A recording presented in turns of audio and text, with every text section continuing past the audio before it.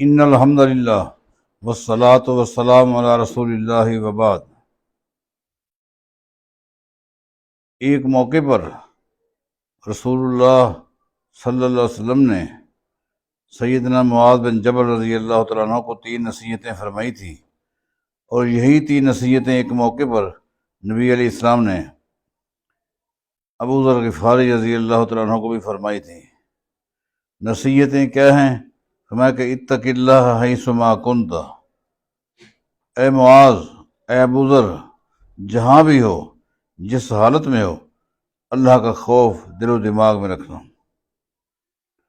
وَأَتْبِعِ السَّیِّئَةَ الْحَسَنَةَ تَمْحُوہا، دوسری نصیحت یہ ہے کہ اگر کہیں گناہ ہو جائے، غلطی ہو جائے تو فوراً کوئی نیکی کر لینا تاکہ وہ اس کا کفارہ بن جائے۔ تیسری نصیحت وَخَالِقِ النَّاسَ بِخُلُقٍ حَسَنٍ، لوگوں کے ساتھ اچھے اخلاق کے ساتھ پیش آنا۔ یہ نصیحتیں صرف ان 2 صحابہ کے لیے نہیں تھیں بلکہ قیامت تک آنے والے ہر انسان کے لیے ہے۔ اللہ ہم سب کو عمل کی توفیق عطا فرمائے۔